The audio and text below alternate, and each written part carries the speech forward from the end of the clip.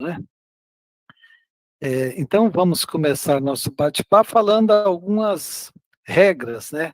Porque a gente vai ter a semana de palestras e muitos vão ter direito ao certificado. Cada palestra dura 2 horas. Na realidade, é 1 hora e meia de palestra, e aí meia hora a gente deixa para as perguntas. E aí, nós vamos emitir um certificado de 10 horas. Mas para conseguir o certificado de 10 horas, é necessário que vocês compareçam, assistam pelo menos 3 palestras.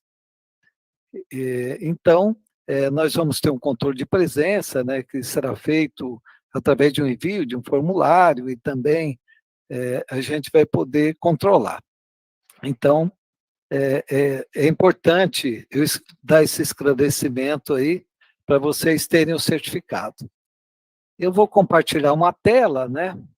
O nosso assunto hoje é renda fixa e tesouro direto, e aí eu vou fazer a apresentação e vou deixar meia hora aí para a gente fazer um bate-papo, responder as perguntas de vocês, tá bom? Então, eu vou compartilhar uma tela e aí a gente começa aí a apresentação.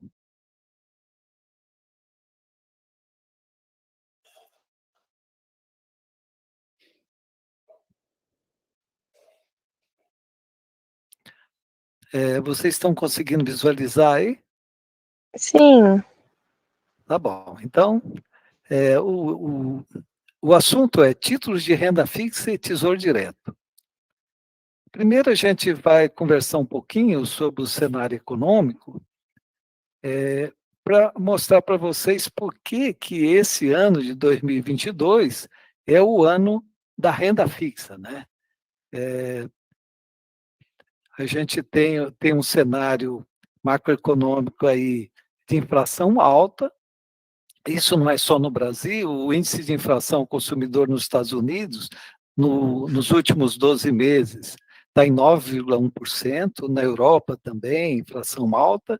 E o que ocasionou esse pico de inflação aí no mundo? É uma alta do preço dos alimentos, né? Em parte derivado da guerra da Ucrânia, e a alta também dos preços do petróleo e dos derivados de petróleo. Então, nós tivemos um choque de oferta aí de alimentos e de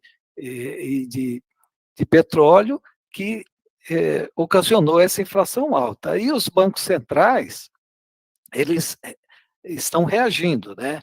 O Banco Central do Brasil elevou diversas vezes a taxa de juros e tem uma previsão aí a Selic está em 13,25 ao ano, e tem uma previsão que pode ser que aconteça mais um ou dois aumentos, né? Tem economistas aí do mercado falando que o juro poderia chegar a 14 ou 14,25, e o detalhe é que esse juro alto, quando a gente olha as previsões do mercado no boletim Focus do Banco Central, a gente vê que a expectativa de inflação ainda está acima da meta, tanto para 2022, 2023. Então, esse ano, o ano passado, o Banco Central não conseguiu é, controlar a inflação, ela ficou acima da meta. Esse ano, o mercado espera uma inflação por volta de 8, isso com alguns fatos que estão ocorrendo, redução de impostos, que pode reduzir um pouco a expectativa de inflação, mas mesmo assim, se for a inflação de 8, com a meta de 5, 5,25, é muito alto.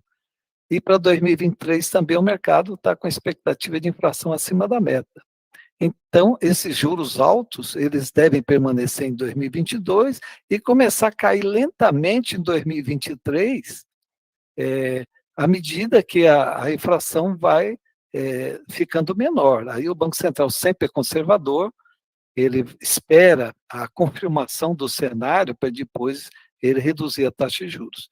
E as operações de renda fixa, elas são beneficiadas, né, com as taxas de juros altas.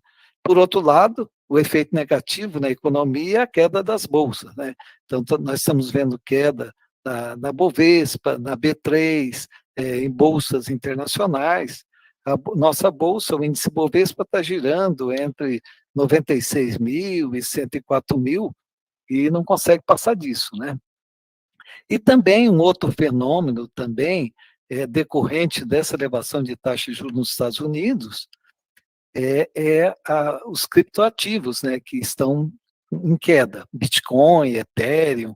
Então, todas essas moedas aí digitais, elas estão em queda também. Então, é um momento, né, de aproveitar o jurão, né? E de que forma que esse juro pode ser aproveitado, né?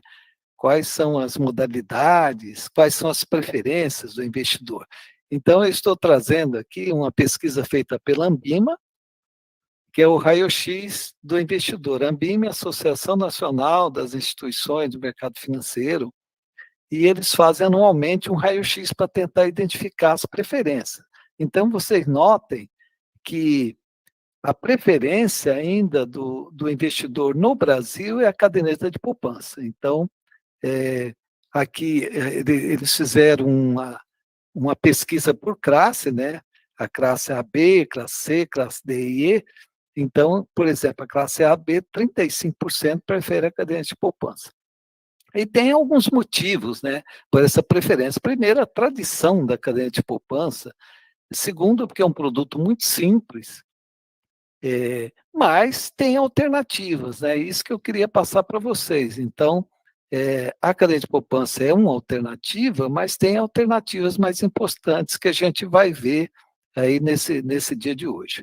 Aí tem também, em segundo lugar, os fundos de investimento, aí títulos privados, por exemplo, certificado de depósito bancário, letra de câmbio, debêntures, né?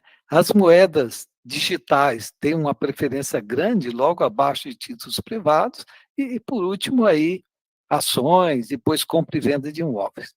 Então, vejam que tem aqui ainda muita gente que não conhece nenhum tipo de investimento, não utiliza, e hoje, com o Tesouro Direto, a gente consegue fazer aplicações financeiras com valores muito baixos. A partir de R$ 35 é possível fazer. Então, vamos verificar aqui algumas alternativas, né, para as operações da renda fixa. Primeiro, vamos falar da crise de poupança.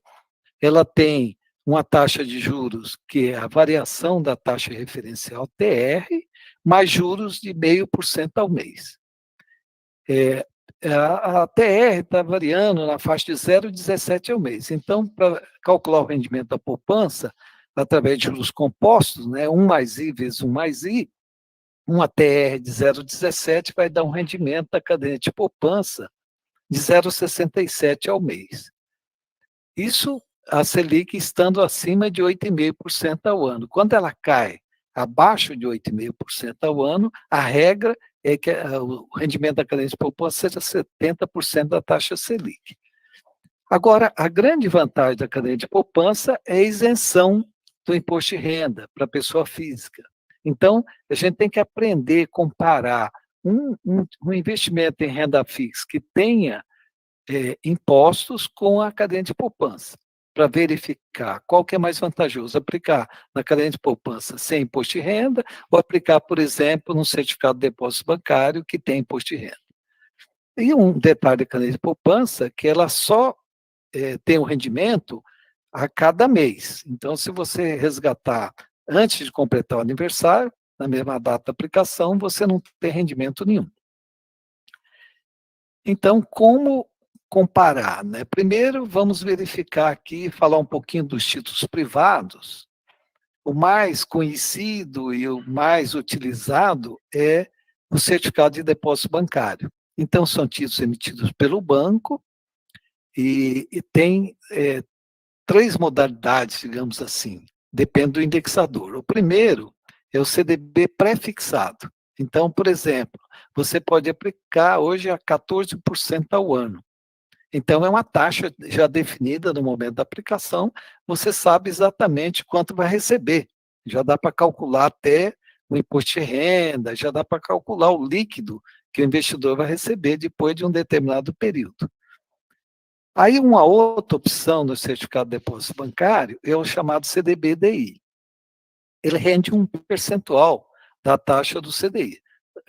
Então, o CDI, a taxa Selic está 3,25 ao ano, o CDI fica um pouco abaixo, próximo da taxa Selic, está em 13,15% ao ano.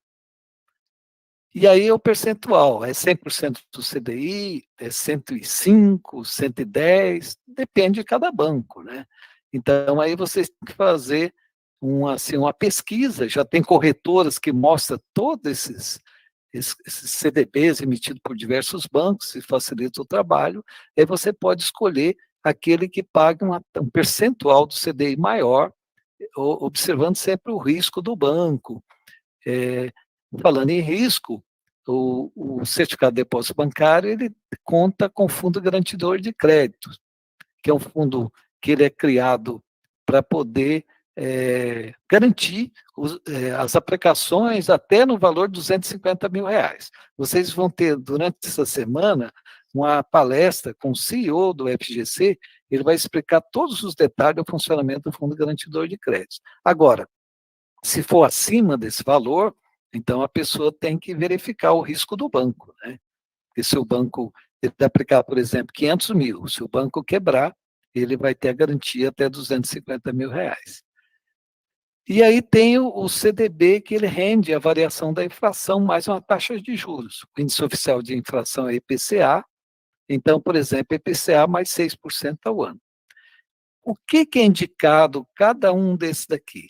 O prefixado, normalmente, ele não tem liquidez, ou seja, se você faz a aplicação por um determinado período, por exemplo, 2 anos, você tem que esperar o vencimento do título para ter aquele rendimento. Então, seria um título assim de médio prazo. O CDBDI, ele tem a vantagem, muitos bancos oferecem a liquidez diária. Então, você pode, passado um tempo, resgatar parcial ou total aquela aplicação financeira. E o CDB-IPCA é de prazo um pouco mais longo, também não tem liquidez. Aí a gente vai ver que tem imposto de renda, né? E vamos ver a regra do imposto de renda, porque é muito importante, já que você está numa aplicação financeira que tem imposto de renda, não incorrer em erros de pagar um imposto maior. Então, a regra do imposto é que ele é de acordo com o prazo que o dinheiro ficou aplicado, e prazos inferiores a 30 dias, existe um outro imposto ainda, que é o imposto sobre operações financeiras. Então, se você aplicar, por exemplo, por um dia, esse imposto de operações financeiras vai consumir 96% do rendimento. E ele vai decrescendo, né? Depois vem 93, 90, até o 29º dia, que ele tem 3% do rendimento, e no 30º dia já não tem mais esse IOF. Então, vamos ver a regra da tributação, né, para vocês não pagarem imposto mais do que o devido. Todas as operações de renda fixa, elas têm a mesma regra de imposto de renda. É conforme o prazo que o dinheiro ficou aplicado. Então, 22,5% do rendimento para aplicações até 180 dias, a partir de 181 a 360 cai para 20, depois de 361 a 720 cai para 17,5%, e acima de 720, 15%.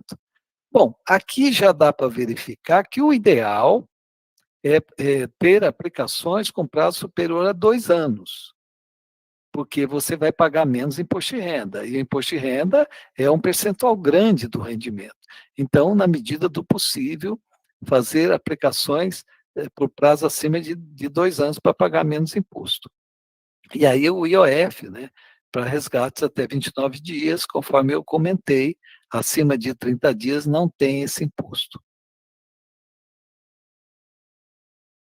E essa aqui é a tabela que eu comentei do IOF, que é dias corridos, né? Que ela vai decrescendo. Um dia 96% do rendimento, 2, 93%, e assim vai caindo.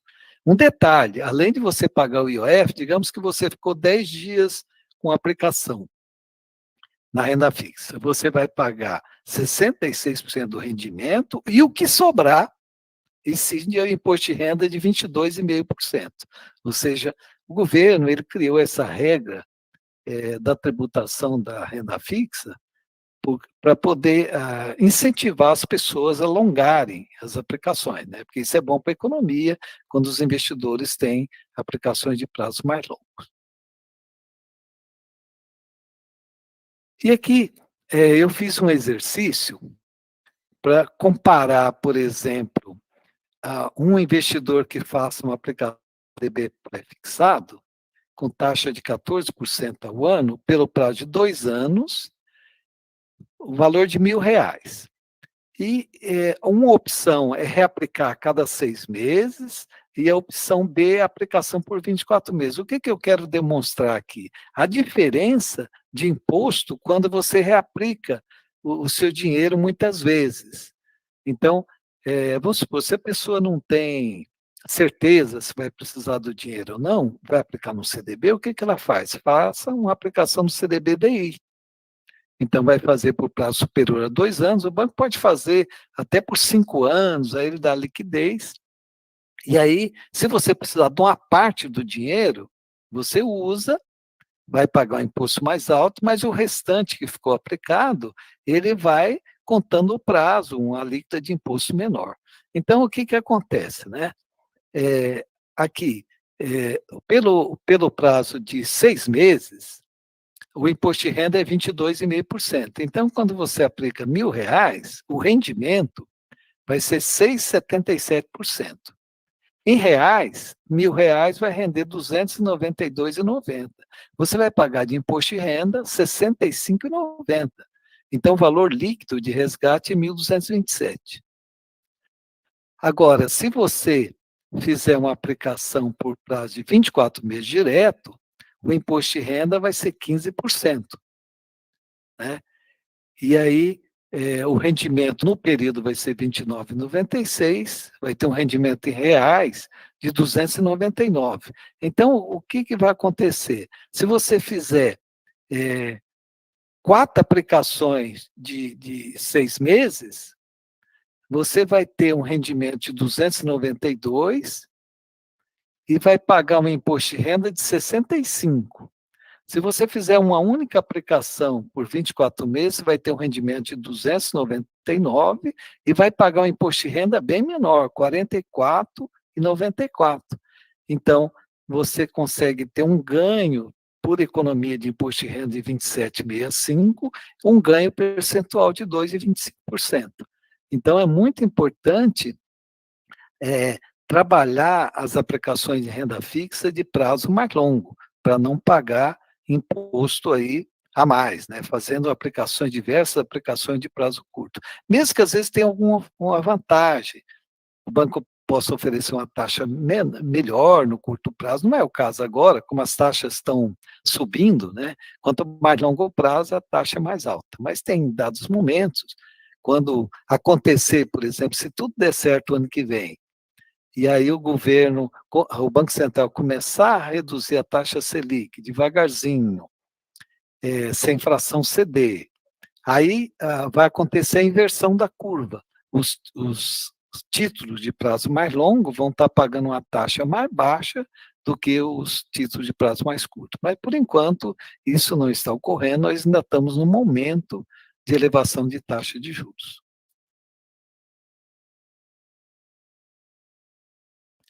Uma outra opção bem conhecida no mercado de renda fixa são as letras de crédito imobiliário, ILCI, e letra de crédito agrícola, LCA. Quem emite são instituições financeiras. Então, a letra de crédito imobiliário ela é emitida com base nos financiamentos que os bancos fazem de crédito, né? Crédito imobiliário. E a letra de crédito agrícola, normalmente emitida pelo Banco do Brasil ou bancos que operam em crédito rural, ela visa financiar as operações de crédito rural. Então, são instituições financeiras, como são instituições financeiras, elas têm o risco, né, coberto pelo Fundo Garantidor de Crédito, porque as instituições financeiras, elas que contribuem com esse fundo, né? Então, o investidor até o valor de R$ 250 mil, ele também tem a garantia aí do FGC. Atenção, esse valor de R$ 250.000 é por CPF. Então, se você tiver 250.000 no CDB, Certificado de Depósito Bancário, e 250.000 em letra de crédito imobiliário, LCI, você só vai ter garantia do valor máximo de 250.000. Né? E, assim, e ainda tem uma regra que, se você aplicar em instituições diferentes, pode ter um valor maior, mas também tem algumas limitações, e o Daniel Lima vai explicar direitinho para vocês. Então, agora, quando você vai negociar um título isento de imposto de renda, que é o caso da letra de crédito imobiliário e letra de crédito agrícola, como que eu comparo com o CDB? Será que, quando eu tenho duas opções, eu vou consultar lá o banco fala, eu tenho um CDB-DI que eu pago 100% do CDI. E aí eu tenho uma LCI que paga 85% do CDI. Como que você sabe se vale a pena você aplicar na LCI ou no CDB? Porque são produtos, a LCI, assim como a cadeia de poupança, ela é isenta do imposto de renda. Então, como que faz essa conta, né? É isso que eu quero mostrar para você. Não é difícil. Eu peguei também um outro exemplo aqui para comentar. Então, eu vou comparar um CDB-DI que renda 100% do CDI, com prazo de 6 meses, que tem uma alíquota de imposto de renda de 22,5%, com a letra de crédito imobiliário, o LCA. Os dois produtos são parecidos. Quanto vale a pena, né? Até que percentual vale a pena, né? Eu estar ou na LCI ou no CDB. Então, como que a gente faz a conta? Então, digamos que o prazo em 6 meses é 6 meses. Que a taxa do CDI ao ano está em 13,15. Aqui está 6 meses percentual, mas tem um errinho aqui, não tem percentual, não. Aqui é só 6 meses. Taxa do CDI ao ano. Eu peguei uma taxa do CDI de 13,15. Então, vou achar a taxa no período em juros compostos, dá 6,3720. Aí, um capital de R$ 1.000 vai ter que rendimento? 63,71. Eu estou multiplicando R$ 1.000 por 6,37. Aí eu vou calcular o imposto de renda de 22,5%, sobre o rendimento, R$ 63,00, dá R$ 14,00. O rendimento líquido, então, no CDB, seria 49,38, que dá, percentualmente, 4,93. Aí eu divido, né, esse 49,38 por valor de R$ 1.000. Desculpe, eu divido aqui o percentual do rendimento líquido pelo rendimento bruto, eu chego em 77,5% do rendimento. Ou seja, se você for aplicar num CDB de prazo curto, de 6 meses, e aí tem a opção de uma letra de crédito imobiliário, a partir de 77,5% do CDI, já empata com o CDB a 100% do CDI. Aí vocês poderiam pensar, bom, tem outros prazos, eu também fiz o exemplo outros prazos, mas para ficar bem claro, então, eu tenho 100% do CDI no CDB, eu tiro 22,5%, eu chego em 77,5%, né? Aqui eu fiz toda a conta, você pode usar essa regra de bolsa aqui, não precisa fazer a conta do rendimento como eu fiz aqui para demonstrar. Mas você pode subtrair do percentual do CDI o percentual do imposto de renda. Então, se é 100% do CDI, menos 22,5 dá 77,5. Se o CDB pagar 85, então, digamos, se a letra de crédito imobiliário pagar 85, vale mais a pena do que aplicar no CDB. Deixe-me ver se vocês entenderam, né? Por enquanto está tudo bem aqui, então tá bom. Vou continuar aqui, depois a gente vai fazer uma pausa aí para as perguntas, né? E esclarecer as dúvidas de vocês. Por enquanto está claro? Está dando para entender? Vamos em frente. Bom, então vamos verificar essa comparação para prazos mais longos, né? Porque, como eu disse, a renda fixa, cada prazo, né, à medida que o prazo vai aumentando, tem uma tributação diferente. Então, percentual mínimo da LCI para empatar com 100% do CDI. Prazo de 6 meses, a gente fez a conta, 77,5%. Prazo de 6 a 12 meses, aí já a alíquota do imposto de renda cai para 20%. Então, é só você pegar 100% menos 20%, 80%. De 12 a 24, a alíquota cai para 17,5%, 100 menos 17,5%, 82,5%. E prazo acima de 24 meses, só pegar 100 menos 15, 85. Aí, se o CDB paga 105% do CDI, e eu vou fazer a aplicação por um ano, quanto que deveria me pagar a letra de crédito imobiliário? É só pegar 105 menos 20. Então, 85. Aí, se eu consigo um CDB a 110 do CDI, quanto valeria a pena uma letra de crédito imobiliário para empatar? Então, é só pegar, digamos que é prazo aí de 12 meses, a 24 meses, que é 17,5, é só pegar 110, 17,5 menos. Então, dá 92,5. Se a LCI pagar abaixo de 92,5, é preferível você ficar com o CDB.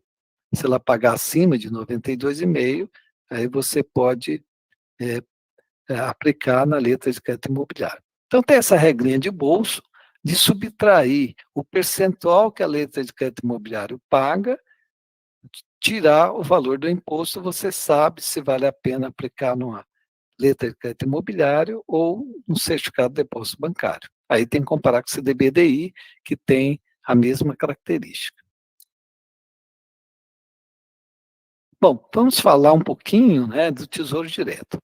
Então, nós falamos até agora de títulos privados, que são aqueles que são emitidos por instituições financeiras ou por empresas, né?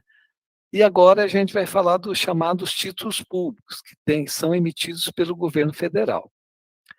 Então, eles têm valores a partir de R$ 35, então é muito acessível, né? E aí os impostos são os mesmos para o CDB, ou seja, todas as aplicações de renda fixa, eles têm a mesma tributação. Então, tanto faz o CDB, o Tesouro Direto, a tributação é a mesma. E o que tem diferente no Tesouro Direto que vocês têm que prestar atenção? Primeiro, tem duas taxas. Tem a corretagem, então vocês têm que verificar, porque aplicar no Tesouro Direto, qual é a primeira etapa? A pessoa tem que se cadastrar numa corretora. Quando você tem conta num banco que tem a corretora, é mais simples, porque já você aplica conta no banco, o banco oferece o serviço da corretora. Mas também pode ter a possibilidade de você fazer um cadastro numa corretora independente, que não é ligada a banco. Aí você tem que, a primeira coisa, olhar no site do Tesouro Direto para ver se ela cobra a corretagem. Porque se você for pagar corretagem, uma taxa da corretora, aí vai te reduzir o rendimento que você vai ter do Tesouro Direto. Essa custódia, ela tem uma taxa que é cobrada da B3, pela B3, que administra o sistema de Tesouro Direto, né? Então, ela cobra 0,20 ao ano. Então, a grosso modo, se você tem um título que está rendendo 14% ao ano, só pela taxa de custódia, a grosso modo, você está pagando 0,20, você tem um rendimento de 13,80 ao ano. E aí tem uma característica muito importante do Tesouro Direto, que quando você compra o título, se você ficar até o vencimento, como é uma operação de renda fixa, você vai receber aquela taxa combinada. Então, eu comprei lá um título tesouro pré-fixado, é uma taxa de 14 ao ano. Por prazo, vai vencer 2026. Se eu ficar até o vencimento, eu vou receber os 14% ao ano.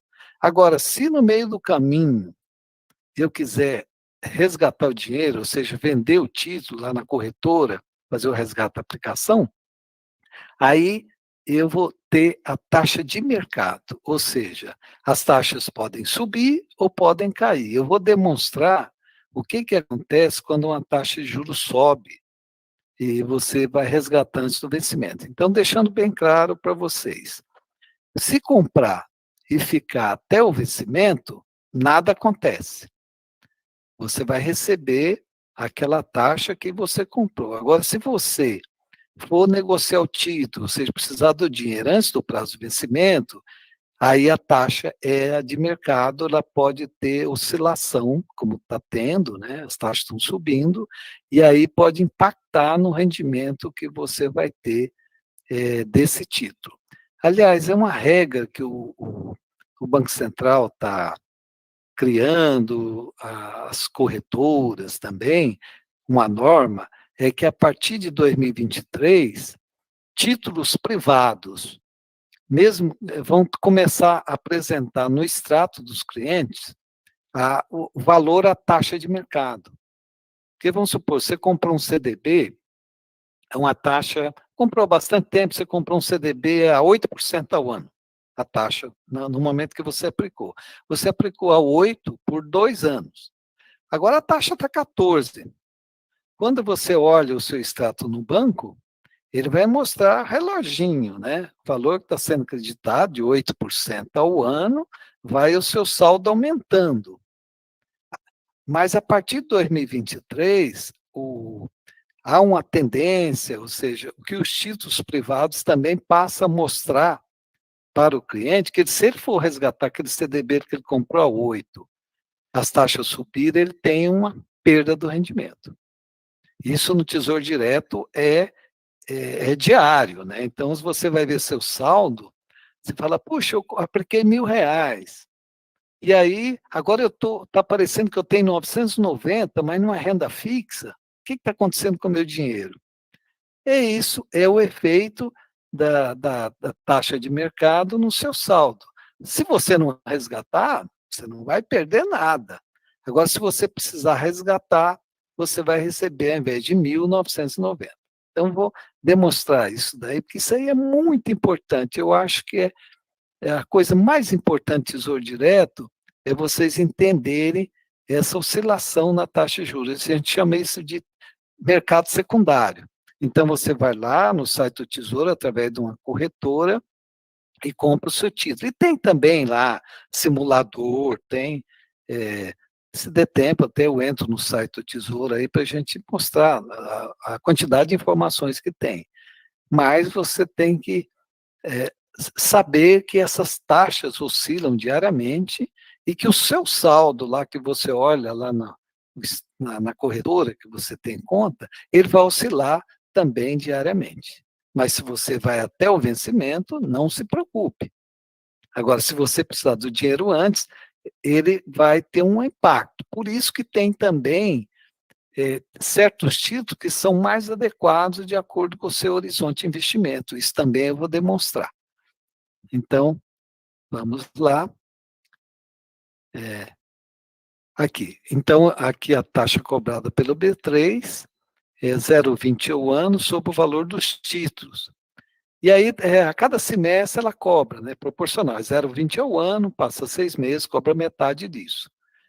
E aí, o Tesouro Direto, a Secretaria de Tesouro Nacional, ele criou uma regra, é o seguinte, para incentivar as pessoas a aplicar no Tesouro Direto, o pequeno investidor, a partir de 1º de agosto de 2020, quem comprou um título específico do Tesouro Direto, que chama Tesouro Selic, que esse oscila menos, até R$ 10.000, até o estoque de R$ 10.000, não paga a taxa de custódia de 0,20.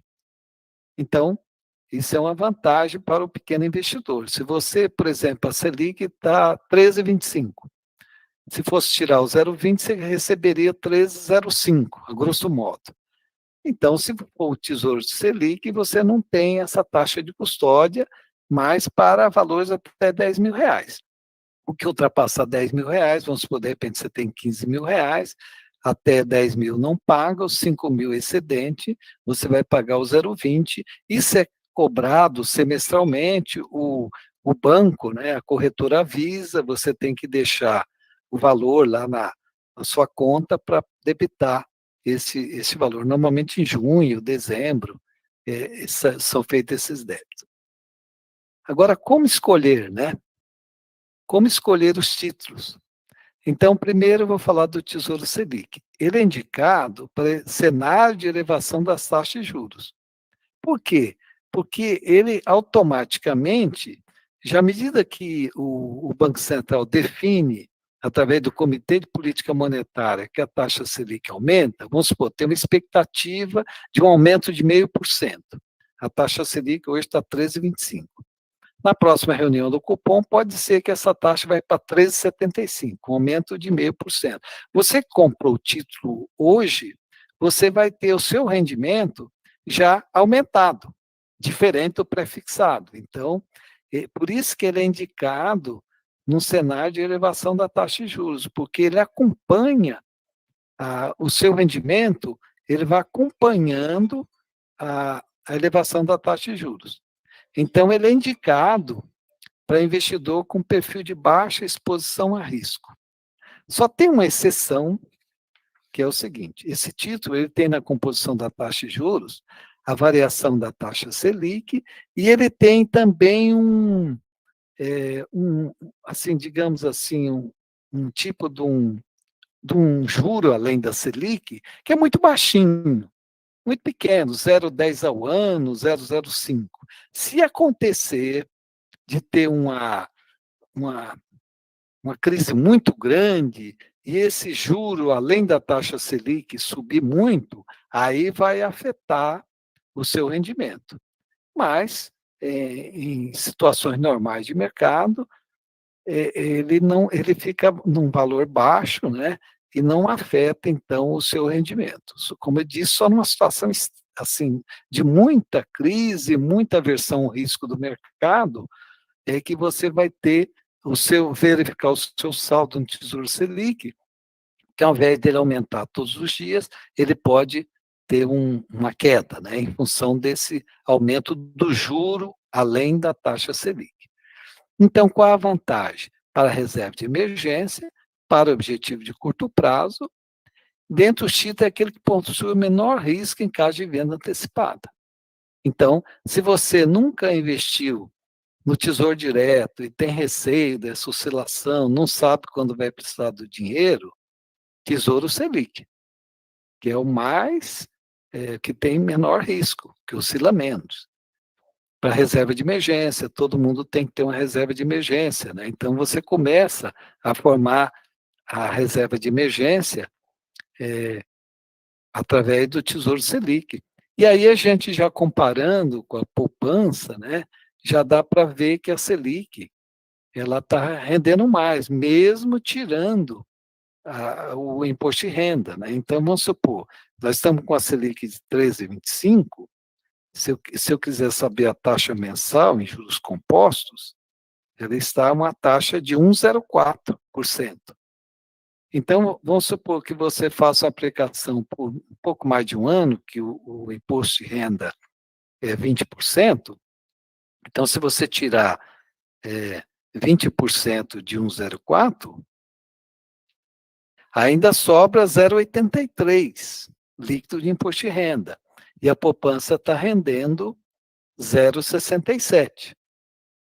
Então, mesmo aquela pessoa muito conservadora, que ele prefere a poupança, é bom comparar, né, quanto que está pagando o Tesouro Selic em relação à caderneta de poupança.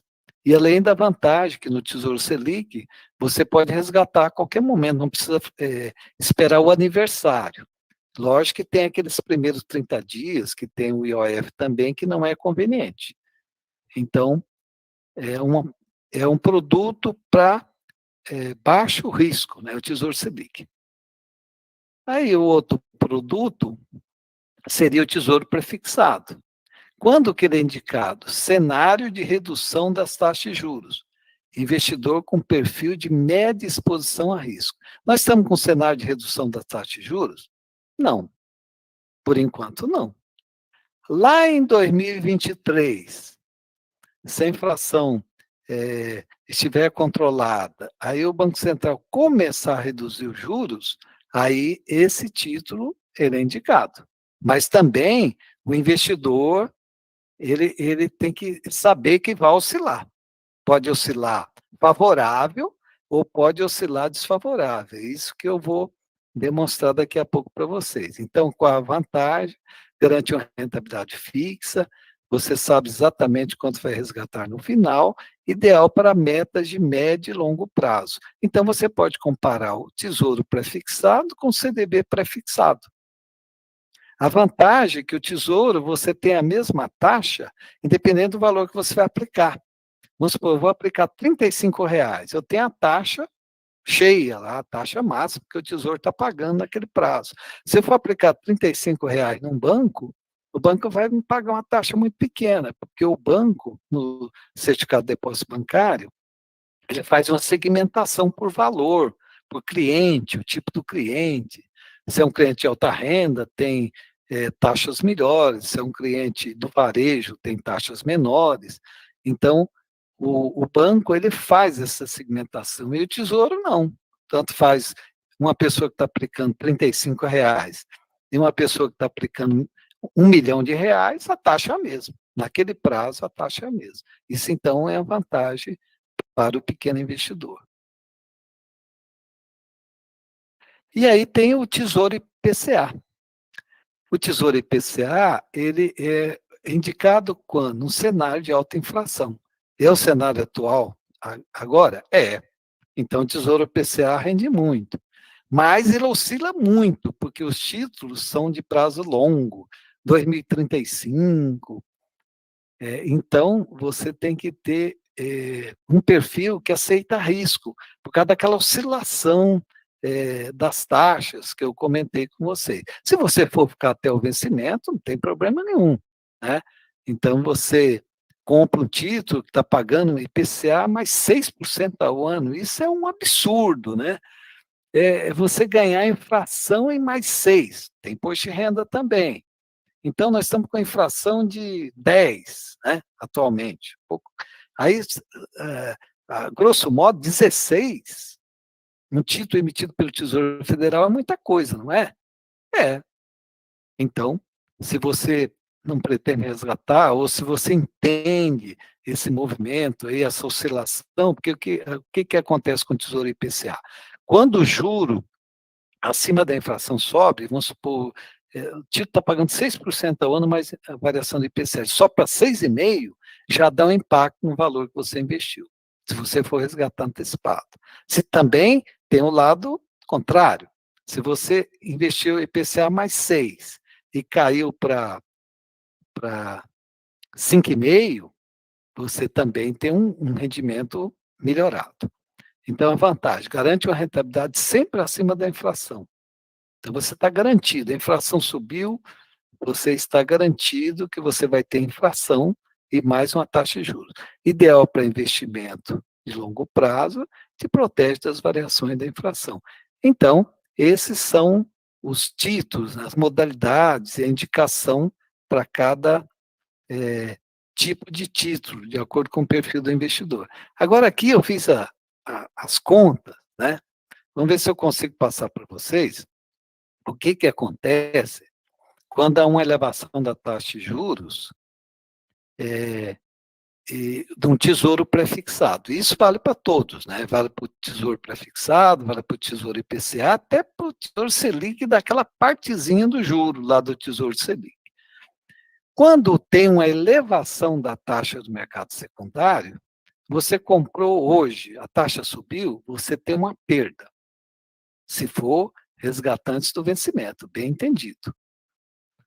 Se, ao contrário, você comprou hoje a 14 e no mercado secundário está negociando a 13, você tem um ganho.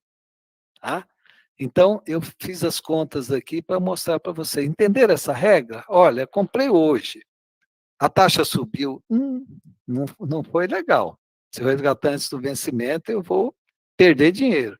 Comprei hoje, a taxa caiu, joinha, agora eu vou ter um ganho extra, entenderam?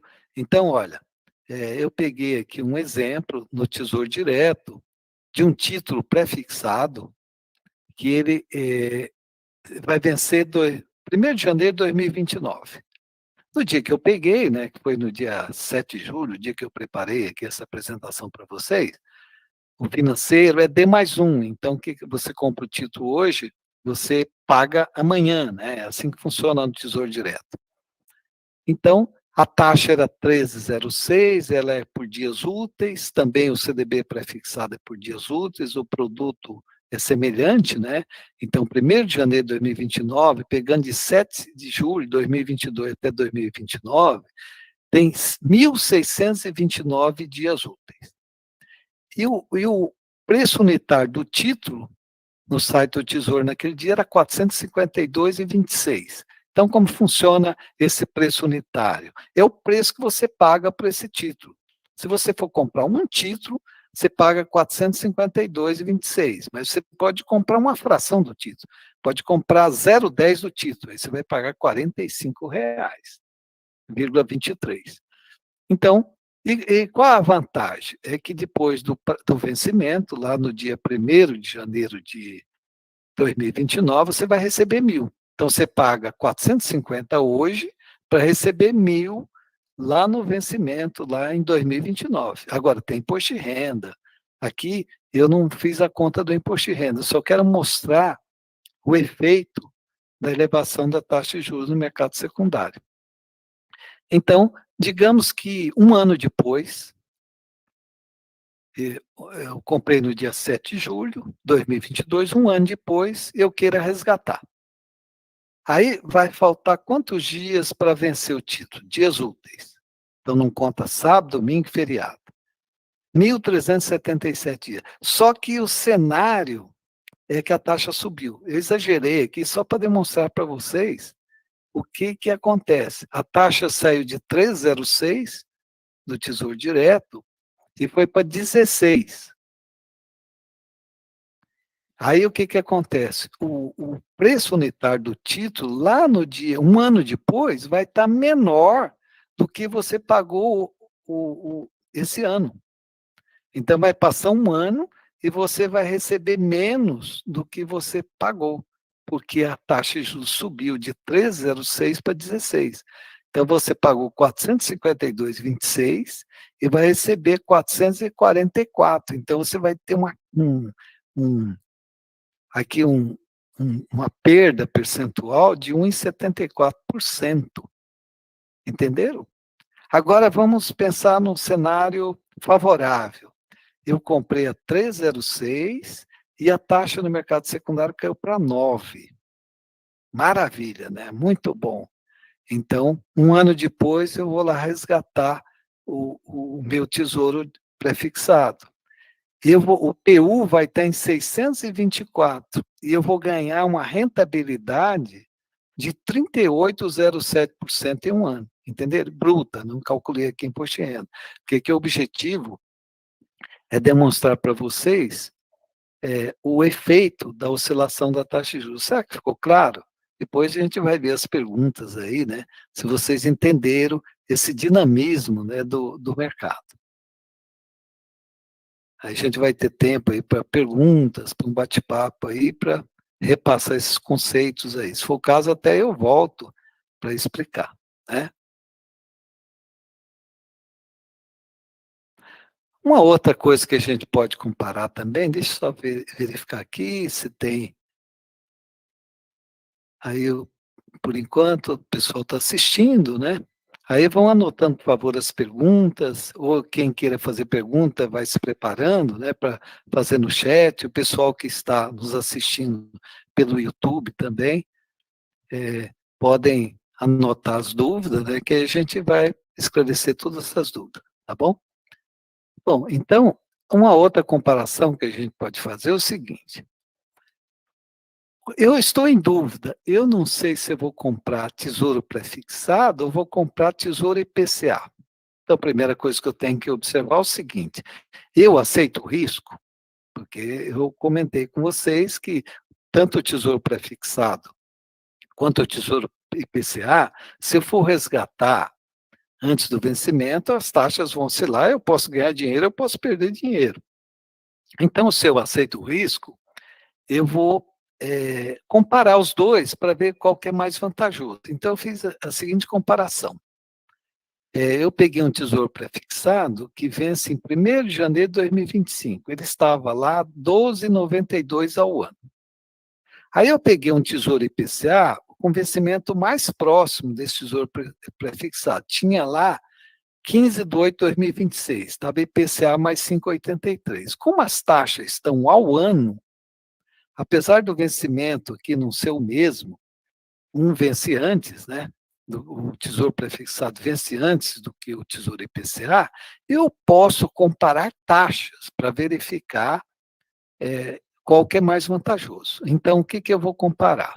Eu vou tentar achar qual a inflação que está embutida nesse tesouro prefixado aqui. Porque o tesouro IPCA, a inflação está separada dos juros, né? A variação do IPCA está separada dos juros. No tesouro prefixado, a inflação está embutida aqui nos 12,92. Então, quando eu divido o percentual do tesouro prefixado, divido por 100, somo 1, divido por 1 mais a taxa de juros do tesouro IPCA menos 1, eu chego numa inflação implícita de 6,70 ao ano. Então, aqui, eu vou olhar o seguinte: se eu achar que de hoje até 2025 a inflação ela vai ficar abaixo de 6,70, eu compro o tesouro prefixado. Se eu acho que a inflação vai ficar acima de 6,70 ao ano, ou eu não tenho muita convicção que essa inflação vai cair, eu compro o tesouro IPCA. Então, esse serve para vocês compararem, né, quando vale a pena o prefixado ou o tesouro IPCA. Então, é uma ferramenta aí para vocês fazerem contas, tá bom?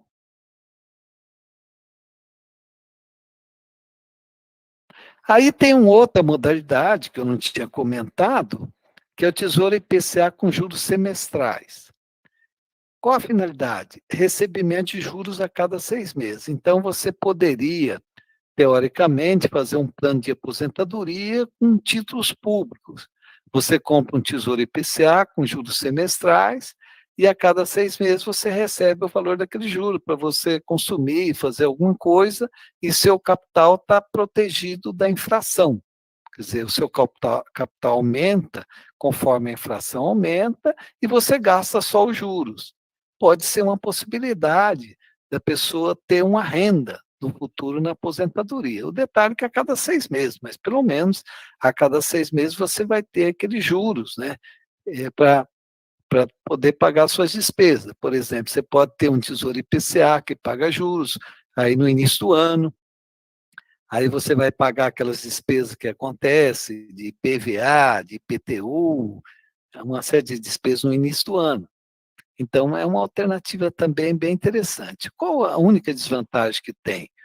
É que os juros nos 2 primeiros anos têm a tributação maior, porque como tem a regra do prazo que o dinheiro está investido, então, o primeiro juro que você receber daí a 6 meses, ele vai pagar 22,5% de imposto de renda. E assim no próximo, já um pouco menos, só depois de 2 anos que você tem o título, que você vai passar a ter a tributação de 15 dos juros. As primeiras, elas terão um imposto maior. E até acontece, porque como o Tesouro paga sempre nas mesmas datas os juros, você pode ser que você compre um título hoje e o dia do pagamento de juros é semana que vem. Aí você vai receber aquele juro. Já está embutido no cálculo do preço unitário do título, que daí uma semana você vai receber os juros. Então, isso é uma facilidade que o governo criou de não ter que administrar. Imagina se fosse assim, a pessoa fosse receber o juro a cada 6 meses da data da compra. seria uma confusão para o Tesouro, teria que estar pagando juros todo dia, né, e uma confusão para o mercado também, para precificar esses títulos que tem cada dia um vencimento de juros diferente. Então foi padronizado, conforme o tipo do título, tem o juro numa determinada data.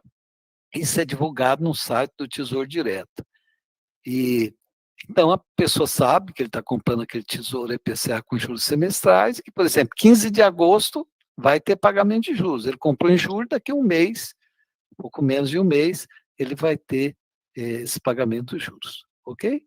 Mas todos esses detalhes estão no site do Tesouro Direto. A gente vai navegar um pouquinho lá.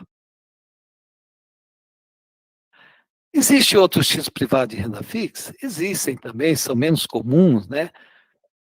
Um exemplo são as debêntures.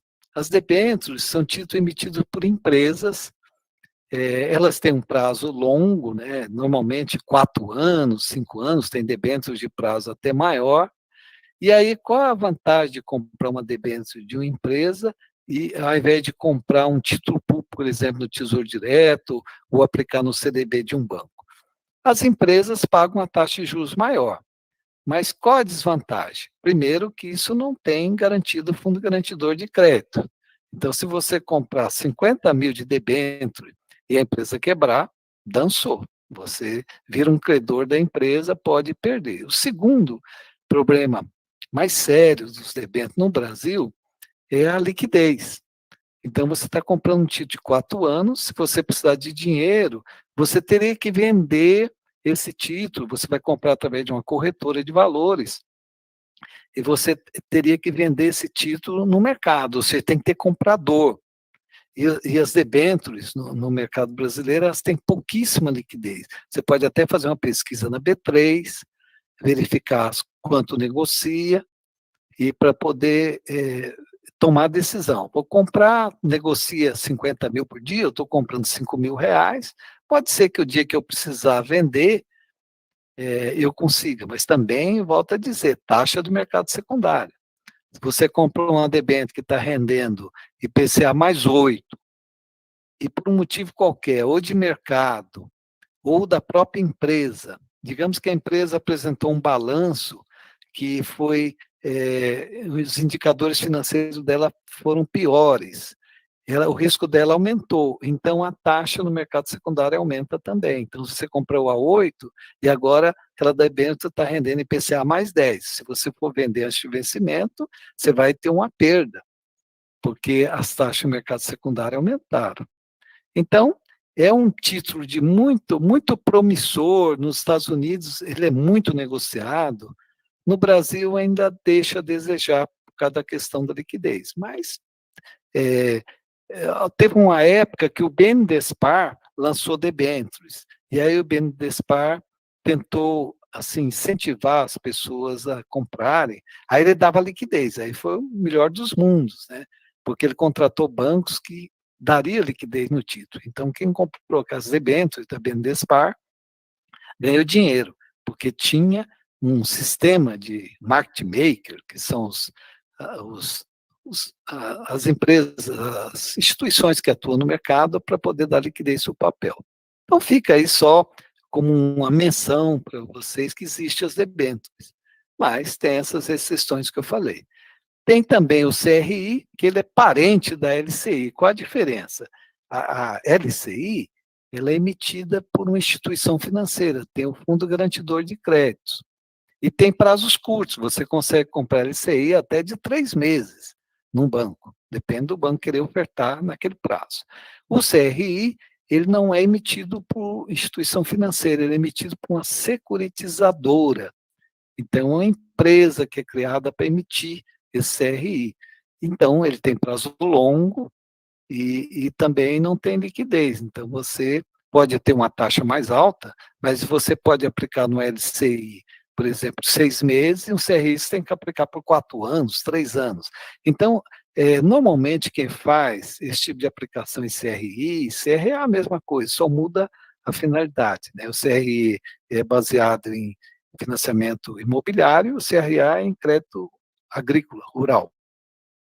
Os bilionários, digamos assim, como eles têm muito dinheiro, eles conseguem diversificar mais, porque ele já tem a reserva de emergência, já tem todas as reservas que você pode imaginar. Não vão precisar do dinheiro. Imagina uma pessoa que tem 20 milhões de reais, 50 milhões de reais, não tem plano de investir o dinheiro. Então, ele pode pegar uma parte dos recursos e comprar uma debênture de uma empresa de alto conceito, né, com risco de crédito muito baixo. Essa é uma característica também que a gente tem que escolher debêntures, CRI, CRA, o risco, porque não tem garantia do fundo garantidor de crédito. Então, você tem que analisar o risco. Então, um investidor do private bank, ele compra, porque ele tem tantas camadas de recursos que ele pode se dar o luxo de comprar uma debênture por 4 anos e esperar os 4 anos, ou comprar um CRI, uma CRA. Então, normalmente, o grande investidor, ele compra mais uma parcela pequena do patrimônio dele, com uma diversificação para ter um rendimento maior.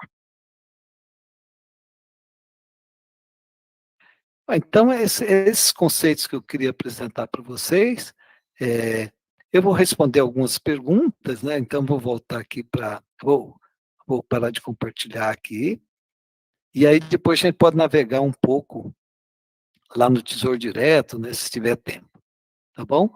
Então, estou à disposição, espero que tenha sido claro a apresentação para vocês, e vamos responder aí as perguntas, e aí a gente pode também, sobrando tempo, dar uma navegada no Tesouro Direto. Obrigado, professora Medi. Então, pessoal, estou à disposição, vamos lá.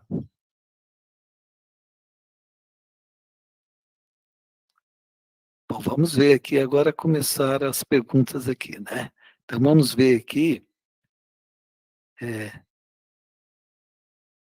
o Gabriel. Professor, existe algum valor mínimo para investir? Gabriel, R$ 35 você já consegue comprar um título no Tesouro Direto. Pensa bem, menos que uma balada. Então, é acessível a todo mundo, né? E investimento é hábito, viu, Gabriel? É um hábito que a gente tem que cultivar, porque, inclusive vocês, estudantes, né, que começam a fazer estágio, é muito importante começar a investir. Pode ser, começa lá com 35, R$ 40. Tem duas vantagens. Você começa a formar uma reserva, uma poupança, e aí a outra vantagem também é o aprendizado, né? Porque você investindo, você já vai aprendendo as características, ver como funciona, todos os detalhes. Então, tem um aprendizado além do rendimento. Vamos ver a Rosângela. Possuindo 10 mil em previdência privada para uma criança em um banco para retirada com 18 anos, seria vantagem manter na previdência ou investir em título prefixado? Rosângela, a previdência ela tem uma característica que tem dois tipos de previdência. A previdência que chama PGBL, que tem um incentivo fiscal, e tem o VGBL, são siglas, né, que não tem um incentivo fiscal. Então, para quem tem imposto de renda pelo modelo completo, não pelo modelo simplificado, que tem uma renda alta, às vezes a previdência vale a pena por causa dessa postergação do imposto de renda. É uma situação. Agora, se não for o caso, a primeira coisa que você tem que olhar na previdência é você olhar quanto você está pagando de taxa de administração nessa previdência privada. Porque, vamos supor, se você está pagando 2% ao ano de taxa de administração, um título público que está rendendo 13%, lá na previdência privada você está ganhando 11%. Enquanto se você investisse no Tesouro Direto, você estaria ganhando os 13%, tirando só aquela taxa de custódia. Então, é muito importante essa questão de investir para o futuro dos filhos, né, para fazer a faculdade.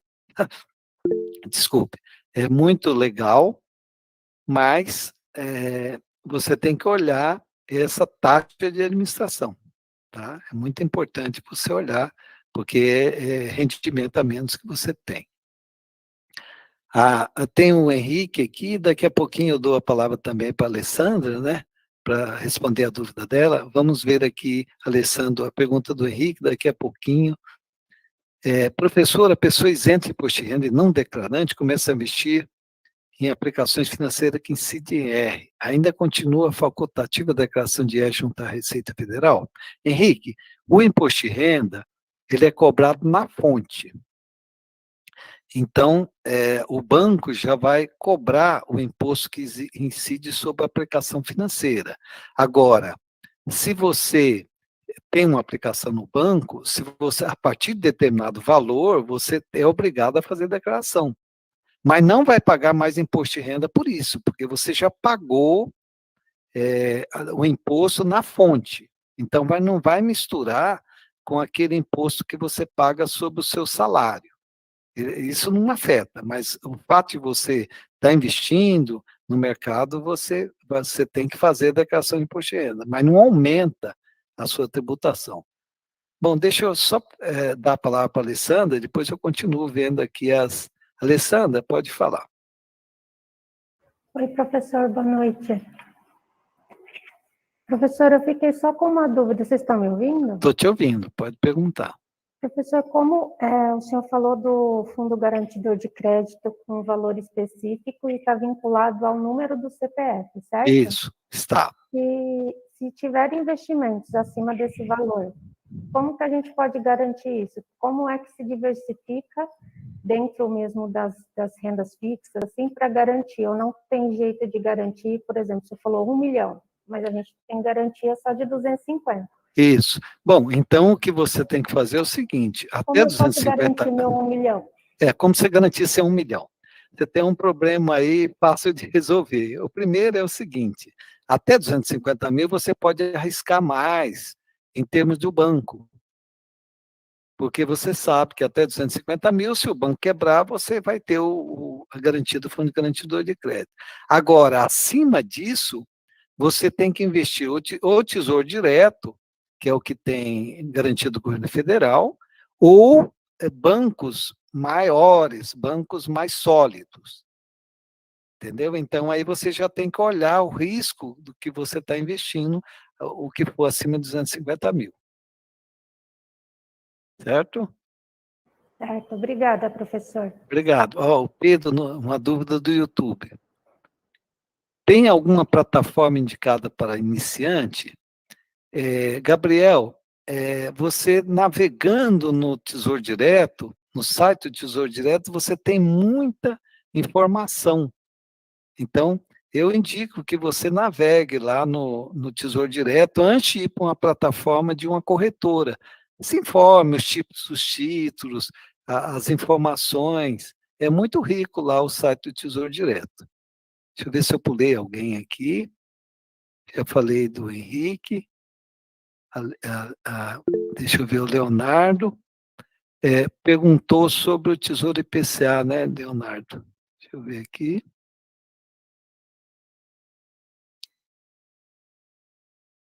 Professor, Tesouro IPCA, com juros semestrais, gera juros compostos significativos? Sim.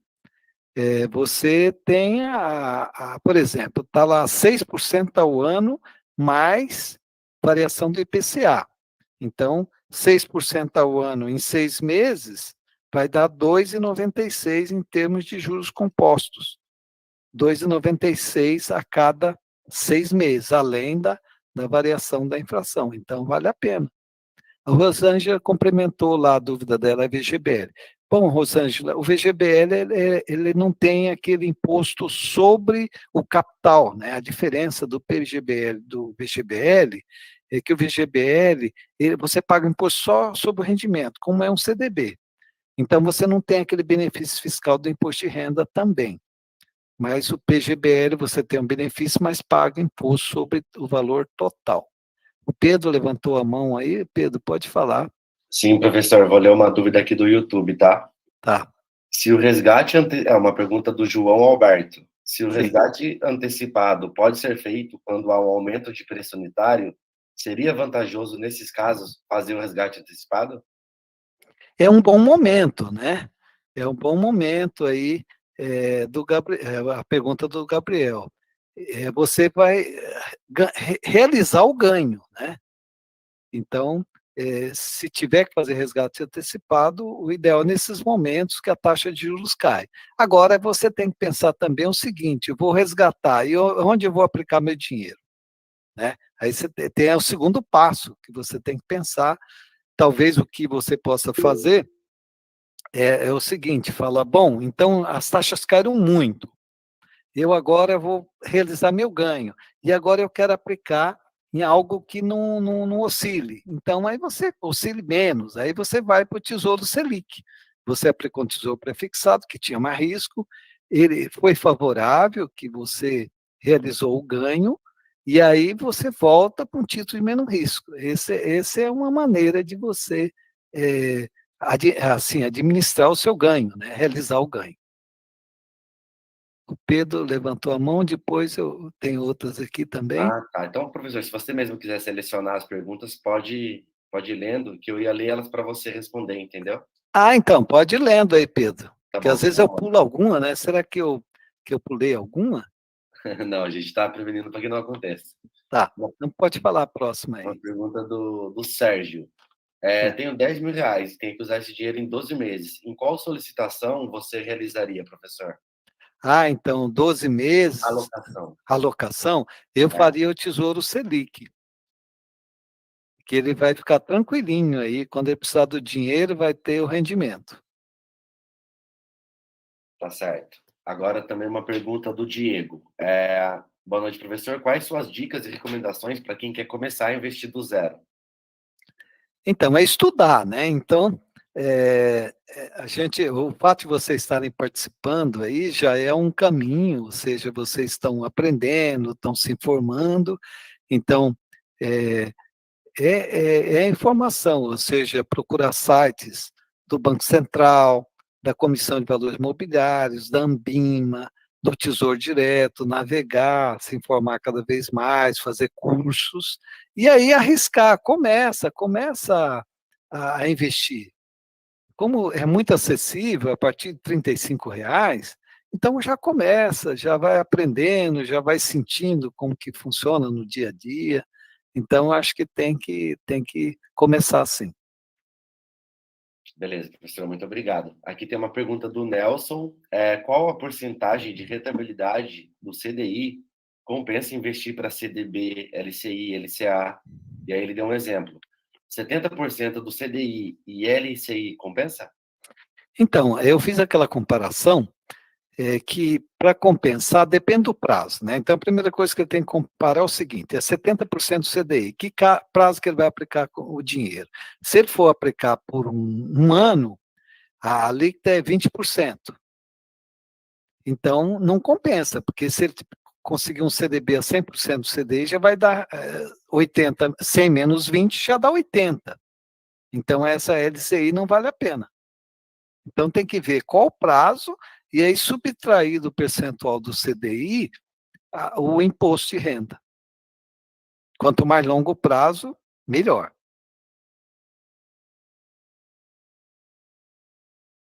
Certo. Vou pegar uma aqui do YouTube agora. Pode ser da Nilza Rocha. Investir em previdência compensa? A Previdência ela tem algumas vantagens, que é o fato de você ter o benefício fiscal quando a pessoa declara pelo modelo completo. Tem uma outra vantagem na Previdência, que muitas pessoas usam, é no caso de, assim, de falecimento titular, as pessoas beneficiárias da Previdência não precisam fazer inventário. Então, vamos supor, a pessoa tem uma pessoa que tem lá um valor de R$ 200.000. Ela investindo em Previdência, ela vier a falecer, e ela tem lá, indicou os beneficiários, a esposa, os filhos, etc. Do momento que ele falecer, a pessoa comunicar a Previdência, o dinheiro fica disponível para as pessoas, não precisa fazer inventário. Isso é vantajoso nesse caso, porque o inventário pode demorar, você paga também advogado, tem uma série de coisas. Então, essa é algumas vantagens da Previdência. Agora, volto a dizer, tem que olhar a taxa de administração do fundo de previdência, do plano de previdência, e tem que olhar quanto que ele está rendendo também. Porque se você fizer uma pesquisa, nos últimos 12 meses, quanto que o seu plano de previdência rendeu? Será que compensou a inflação? Às vezes não está nem compensando a inflação. Então tem que olhar duas coisas, olhar a taxa de administração e olhar o rendimento, se está valendo a pena. Se o rendimento estiver ruim, não vale a pena. Aí pode comparar, né? Tem previdência que rende mais, previdência que rende menos, depende da administração lá dos recursos. Certo, muito obrigado, professor. Mais uma aqui do YouTube, da Juliana Matheus Ameira Cruz. Uhum. Com a alta dos juros e a renda fixa atrativa, vale a pena parar de aportar em ações ou não? Ou é melhor o oposto, aproveitar a queda da renda variável para construir patrimônio, tendo como objetivo gerar renda a longo prazo? A Juliana, obrigado pela pergunta, Juliana, é uma pergunta muito inteligente. Qual o cenário que nós estamos trabalhando? Que durante 2 anos, a renda fixa é a bola da vez, ou seja, onde está rendendo mais. Então, eu sou da seguinte opinião: você deve destinar a maior parte dos recursos para a renda fixa, aproveite o momento da renda fixa.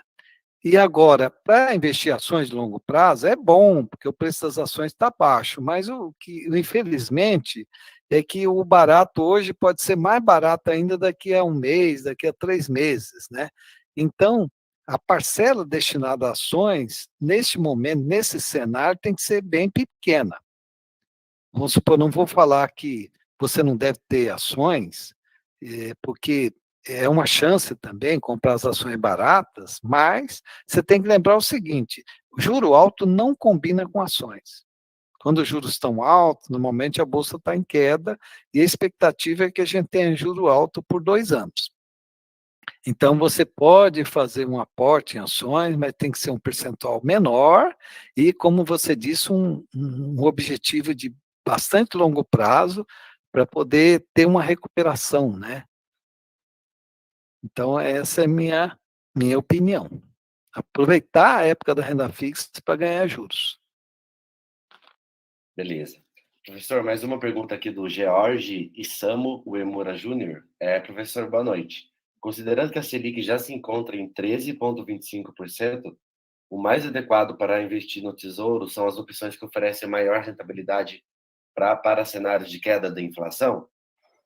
E aí ele complementa, você enxerga um cenário de estabilização / queda ou de aumento da Selic, aqui que ele se refere, né? Considerando que a gente tem um ano eleitoral. Por enquanto, ainda estamos na fase do aumento. Ainda não há expectativa de redução da taxa Selic, ainda estamos na fase do aumento. E também, o que acontece? Você tem um aumento da Selic, depois que o Banco Central parar de aumentar, ele pode deixar ela alta por um tempo. Vamos supor, o mercado está achando que a Selic chega a 13,75, pode chegar até a 14. Vamos supor que chega a 13,75. No momento que o Banco Central vê que a inflação começa a estabilizar, ele não vai, em seguida, reduzir a taxa de juros. Ele vai deixar um tempo até ele ter muita certeza que realmente aquelas pressões inflacionárias cederam, para depois ele começar a reduzir. Então, nós estamos ainda na primeira etapa, vai ter a etapa da elevação, a etapa de ficar estacionada, para a terceira etapa começar a cair. Então, por enquanto, é prematuro achar que a taxa de juros vai cair. Certo. Vou pegar mais uma aqui. Como funciona, uma pergunta do Robson Alexandre. Como funciona o mecanismo de come-cotas nos títulos de renda fixa? Então, o mecanismo de come-cotas, ele só é nos fundos de investimento. Então, quando você aplica num fundo de investimento, 2 vezes por ano, no mês de maio e de novembro, o fundo de investimento ele tem que reter esse imposto para os investidores, né? E a administradora do fundo é que faz isso. E é uma parte, então, do rendimento que você já paga Agora, se você não resgatar, você vai pagar nas comicotas 15% do seu rendimento. Qual a desvantagem disso? Que ao invés do dinheiro ficar rendendo para você, ele a cada 6 meses o governo pega os 15% dele lá, se você não resgatar o dinheiro. Se você resgatar, pode ser que pague até uma alíquota maior. Isso é só para fundos de investimento. Por exemplo, quando você faz aplicação no Tesouro Direto, não tem esse come cotas. Isso é específico de fundo de investimento. Certo, professor, obrigado. Mais uma aqui do Valdir Lima. Professor, para quem já começou a investir, existe alguma forma atualmente de avaliar as nossas carteiras de investimento? Ou seja, Existe. como é? A forma de avaliar é você comparar com índice de mercado, né? Então, você, por exemplo, investiu em renda fixa, você tem que comparar com duas coisas: comparar a inflação, para ver se você está ganhando da inflação ou está perdendo da inflação, e comparar com o CDI, ou a taxa Selic, para verificar se você está, quantos por cento do CDI você está tendo de rendimento. Isso no caso da renda fixa. No caso da renda variável, se o investimento em ações, aí você vai comparar com o índice Bovespa. Eu tenho uma carteira de ações e esse ano ela está caindo 5%. Como que está o índice Bovespa? Está caindo 8%? Então, a minha carteira está melhor do que o índice Bovespa. Então, eu tenho que fazer essas comparações conforme o índice, né? Se é renda fixa com índice de renda fixa, se é ações com índice de ações. Tá ótimo. Professor, uma pergunta aqui do Alfonso de Clesis. Vamos ver um pouco do site do Tesouro hoje? Vamos dar uma olhada então, né? Vamos navegar um pouquinho. Bom, então vou compartilhar com vocês. Primeiro eu vou acessar aqui o site do Tesouro Direto, aí eu vou compartilhar com vocês, tá?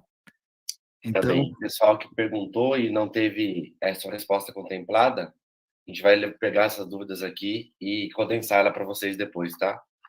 Então, daí acaba preenchendo o formulário e a gente manda depois. Vou até mandar de novo o formulário aqui. Bom, pessoal, então, olha, eu vou mostrar aqui eu vou começar a compartilhar a tela agora. Eu vou compartilhar o site do Tesouro Direto e a gente vai navegar um pouquinho para ver as informações importantes que tem lá.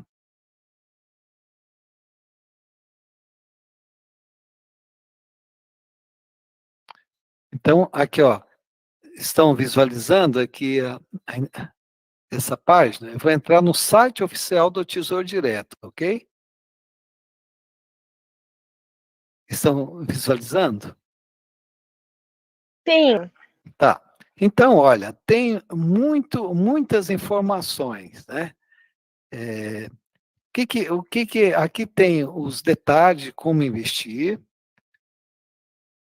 tem aqui os títulos, né? Vamos, então, partir direto para os títulos, preços e taxas. Então, vamos lá. Diariamente, né, o Tesouro coloca o cardápio, digamos assim, de títulos que ele está ofertando.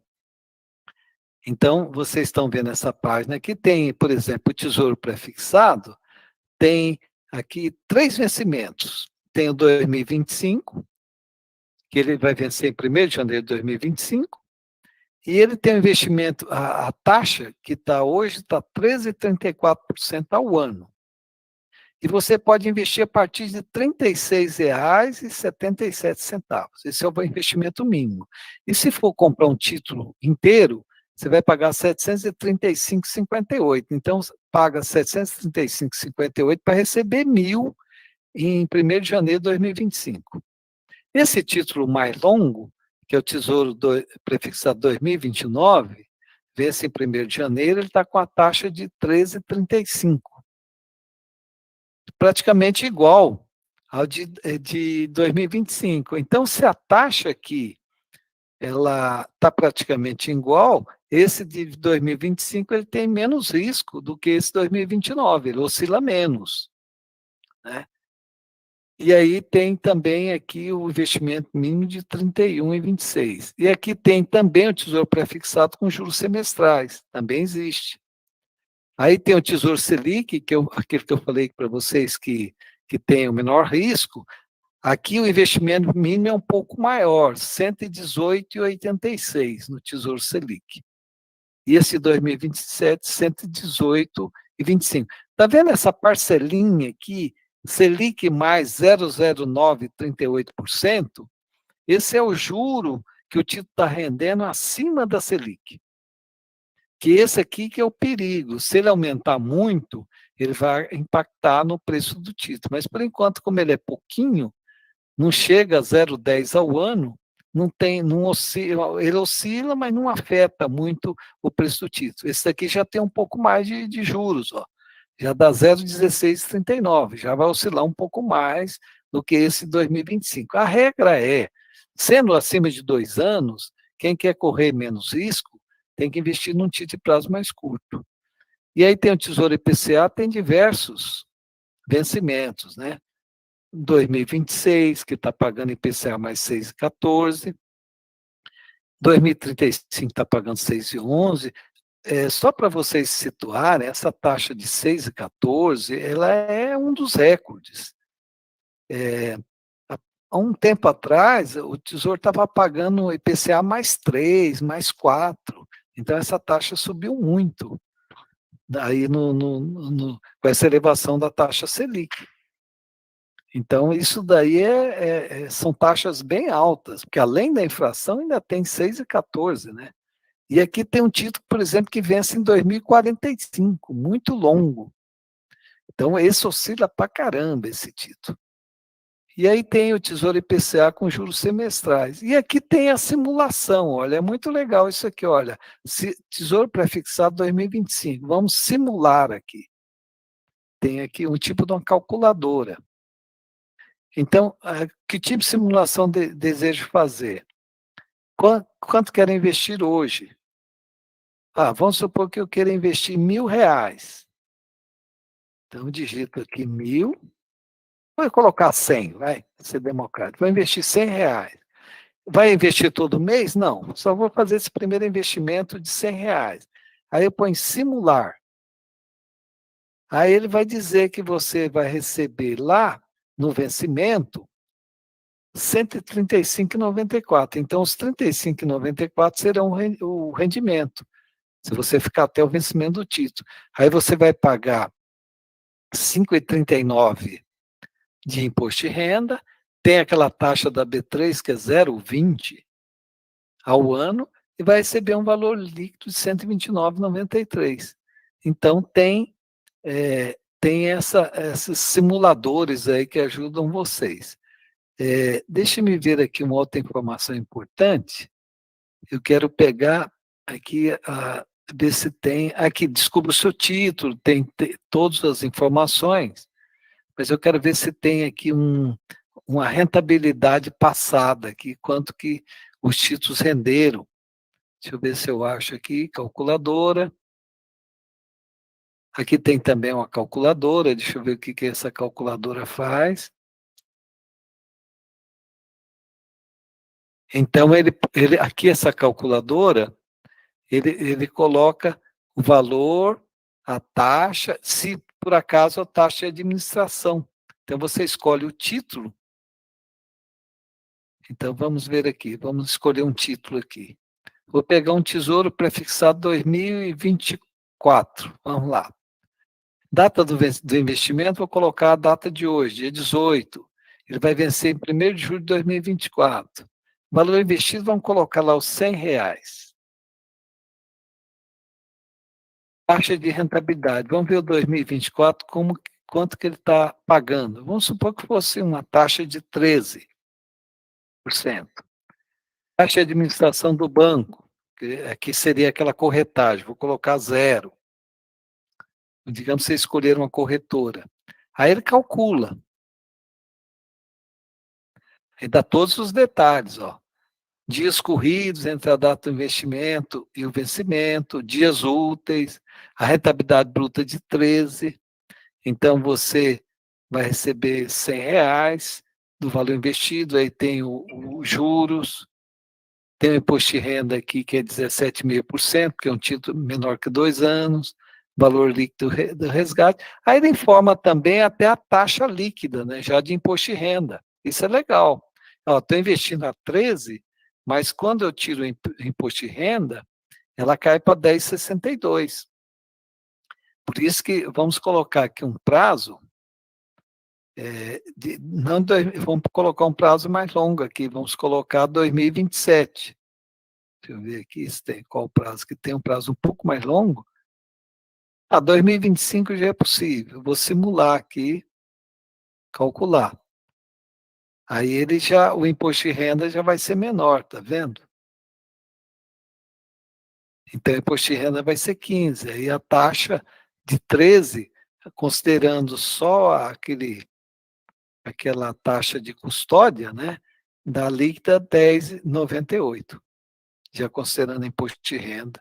Então, tem simuladores que vocês possam usar, tem aqui a central de atendimento, o Tesouro Direto, tem aqui os títulos, as características, tipos de títulos, bem detalhado, que mostra cada um, aqui aquelas características que, deixa eu colocar aqui, ver preços e taxas, aqui do Tesouro Prefixado. Aí ele vai mostrar lá aquela tabela de preços e taxas. Histórico de preços e taxas, isso aqui que eu estava procurando. É lógico que rentabilidade passada não significa ganhos futuros, né? Mas aqui só para dar uma ideia para vocês. Aqui tem histórico por ano. Deixa eu ver, pegar um tesouro prefixado aqui, baixar o arquivo. Aqui em 2022, como as taxas elevaram, quem resgatou perdeu dinheiro, né? Então vamos baixar esse arquivo aqui, vamos ver aqui, é um arquivo no Excel, só para ver o que eles estão mostrando aqui de rentabilidade. Tesouro prefixado tem um nome também de letra de Tesouro Nacional, é a mesma coisa. Vou abrir aqui. Aqui ele está mostrando. Ele está mostrando as taxas aqui, que vai variando a cada dia. Vocês estão visualizando aqui essa planilha Excel? Sim. É um histórico, né? Quem comprou em janeiro estava a 11. Aí essas taxas foram subindo, tá vendo? Ao longo do tempo, o mesmo vencimento, né? Aquele título que vence em 1º de janeiro de 2023. E aí vai pegando os títulos e mostrando dia a dia como que evoluiu a taxa. Veja que a taxa está subindo, né? Porque como a Selic foi subindo, esse é um título mais curto. Aqui, ele mostra os títulos mais longos. Vamos pegar esse 2029, olha. Esse de 2029, 1º de janeiro de 2029, lá em fevereiro estava sendo negociado a 11,55. Aqui tem uma taxa de compra, uma taxa de venda, que é o seguinte, quando você vai investir, você investe a 11,55 nesse dia aqui. Se você fosse resgatar, o cálculo é feito numa taxa um pouco mais alta. Tem um ganho do Tesouro aqui, dessa diferença aqui. 11,67 menos 11,55, dá uma diferença aqui de 0,12, tá vendo? É o spread do Tesouro entre a taxa de compra e a taxa de venda. E aí, veja que a taxa foi subindo, né? Em fevereiro estava 11,55 e agora nós estamos com a taxa, olha, foi subindo para 12, 12,90, 13, e agora está 13,19. Houve uma alta, então quem comprou lá em fevereiro, e se for resgatar antecipado agora, ele vai perder dinheiro. Aquele negócio que eu demonstrei. Então tem aí uma série de informações, né, sobre o Tesouro. Vamos ver se tem mais perguntas aqui, podemos fazer um bate-papo, né? Claro, prof. A próxima pergunta é do Sérgio. Tá. Ele perguntou se você poderia falar sobre o fundo de reserva e se a poupança vale. A poupança vale como fundo de reserva, né? Porque ela é uma aplicação assim que não tem risco, então é válida. Só que ela rende um pouco menos do que o Tesouro Selic, por exemplo, que eu demonstrei, né? Mesmo considerando que a cadeia de poupança não tem imposto de renda, quando você pega um Tesouro Selic e tira o imposto de renda, ainda está rendendo mais do que a cadeia de poupança. Agora, digamos, eu sei que às vezes as pessoas acham que é complicado, né? Eu respeito, vamos supor. Às vezes é uma pessoa que fala, não, eu não sei mexer em site, eu tenho que abrir conta na corretora. Será que vale a pena eu sair da cadeia de poupança, que é uma coisa que eu domino, que para mim é fácil, para ganhar 0,15% ao mês a mais? É uma pergunta que a pessoa tem que fazer, porque às vezes também o valor, vamos pegar a diferença lá, eu falei da Selic está rendendo 13,25, que dá 1,04 ao mês, né? 1,04, eu vou tirar 20% aqui, 0,83. Então, vamos comparar. A pessoa tinha 0,83 no Tesouro Direto contra 0,67 da poupança. Então, ele está rendendo 0,16% a mais no Tesouro. Mas se ele está aplicando R$ 1.000, 0,16% não vai dar muita coisa, vai dar R$ 1,60 por mês. Então, também tem essas coisas, né? Fala, será que para ganhar R$ 1,60 por mês, vale a pena eu ter que abrir conta numa corretora? Para mim não tem muita familiaridade. É questão de cada um. Então, acho que além de você olhar o percentual de rentabilidade em si, você tem que comparar com o valor que você está aplicando, porque às vezes o valor é pequeno e aí a pessoa não tem muita familiaridade, pode preferir a cadeia de poupança. Agora, eu não recomendo isso para os jovens. Os jovens, eu acho que tem que sempre aprender, vai lá navegar no site, é característica de vocês, ganha R$ 1,60 a mais, vai aumentando aí a poupança. Eu acho que vale a pena mexer, aprender, mesmo que é para ganhar pouco, porque o valor investido é pequeno, mas o que você ganha de conhecimento vale a pena. Obrigada, prof. E o Sérgio retorna a perguntar se na previdência regressiva e progressiva, o que você acha sobre isso? Então, qual a diferença, né? Você tem a, a previdência com imposto de renda progressivo, você faz opção na hora de aplicar na previdência pelo imposto de renda progressivo ou regressivo. Como que funciona? O imposto de renda progressivo, ele é aquela alíquota do imposto de renda da pessoa física. Ele chega a 27,5%. E o regressivo, ele começa mais alto, ele começa com 35%, mas ele cai 5% a cada 2 anos. Então, depois de 10 anos, você está com um imposto de 10%, porque vai caindo, né? Nos primeiros 2 anos é 35%, depois cai para 30%, vai caindo a cada 2 anos. Depois de 5 rodadas dessa de queda da alíquota, você termina com um imposto de 10%. Então, é muito vantajoso para quem vai aplicar por longo prazo, fazer o regressivo, porque você tem a possibilidade de pagar um imposto de 10% sobre o rendimento. Enquanto que o progressivo, você está em 27,5%. E pode ser até que se o governo futuramente aumentar, criar uma alíquota adicional, de vez em quando surge iniciativas no Congresso de criar uma alíquota de 30% ou 35%, né?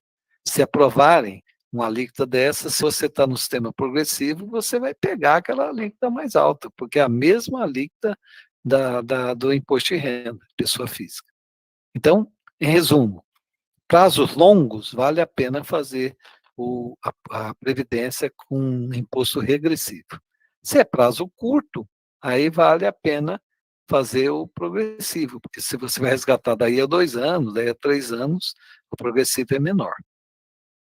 E sobre isso, tem valor mínimo para investir na previdência? A Marisa pergunta. Aí tem, cada banco tem a sua política, né? Mas me parece que os bancos estão democratizando, já aceitam valores baixos. Mas aí teria que entrar no site do banco lá, que tem conta, né? E investir. Ou também as corretoras estão oferecendo produtos de previdência. Então, se você tem conta em corretora, também ela oferece um cardápio de planos de previdência para você escolher. Tem que sempre lembrar de olhar qual a taxa de administração do plano. Obrigada, professor. E agora o Rei Nelson faz uma pergunta. Sim. Ele pergunta se seria melhor investir no fundo com rentabilidade alta e valor de cota alto, ou num fundo em queda com cota baixa. E também ele perguntou o que você diria para alguém com aversão a risco e que mantém dinheiro na poupança por muitos anos. Bom, vamos falar do fundo de investimento. O valor da cota do fundo de investimento é um cálculo que é feito a partir das operações que o fundo tem. Então, o fato de ter. E o fundo ele tem diversos tipos de fundos de investimento.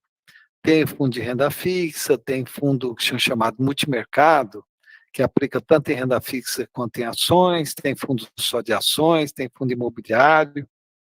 Então, para investir em fundos de investimento, é interessante você conhecer qual tipo de fundo de investimento que você vai investir, porque eles têm risco diferente. Aí, até aproveitando a pergunta para fazer um comercial, né?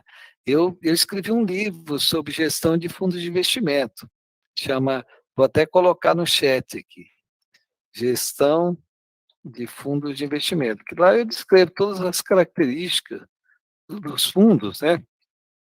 E os riscos, tem tudo lá. Então, ele está na Amazon, onde vocês procurarem, tem esse livro aí. E aí tem que entender essas diferenças entre os fundos de investimento, a questão do valor da cota, ele é um cálculo que é feito.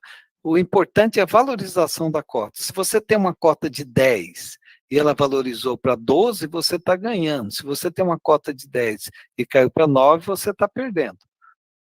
Então, o valor da cota em si não importa muito. O que importa é como ela está valorizando ou desvalorizando a partir do momento que você investe. Aí tinha uma outra parte da pergunta, que é a segunda parte da pergunta, né, Vitória? Você pode repetir para mim? Tem sim, Pode, professor. Quer falar, Vi? Continue, pode ir. pode falar, Pedro. Bora lá. Tá. O que você diria para alguém com aversão ao risco e que mantém dinheiro na poupança por anos? Se for um valor alto, a pessoa está perdendo dinheiro. Agora, se for um valor muito pequenininho, você tem o exemplo R$ 1.000, aí a diferença de rendimento em reais também é pequena, mas se for um valor alto, a pessoa está perdendo dinheiro, porque tem alternativas, como eu citei lá, o Tesouro Selic, que ele tem um risco assim, parecido e rende mais. Então, aí é questão de orientar a pessoa. E também pode ser feito uma coisa assim, progressiva. Vamos supor, a pessoa pode experimentar, né? Ela pode, vamos supor, digamos que ela tem 100 mil na cadeia de poupança. Acostumou há muitos anos, tem o dinheiro na cadeia de poupança. Aí ela pode pegar e falar, olha, eu vou pegar 20 mil e aplicar o dinheiro no Tesouro Selic. Aí ela vai comparar quanto está rendendo, 1 mês, 2 meses, vai comparando com o que está na poupança, ver como funciona lá no Tesouro Selic. Aí ela vai tendo mais confiança para poder investir mais. Não precisa passar de uma vez só. Faz uma experiência, né? Certo. Professor, uma pergunta aqui também agora, da Maria Lúcia de Souza. Por que alguns títulos do Tesouro Direto não são mais oferecidos, como, por exemplo, o Tesouro Selic 2024?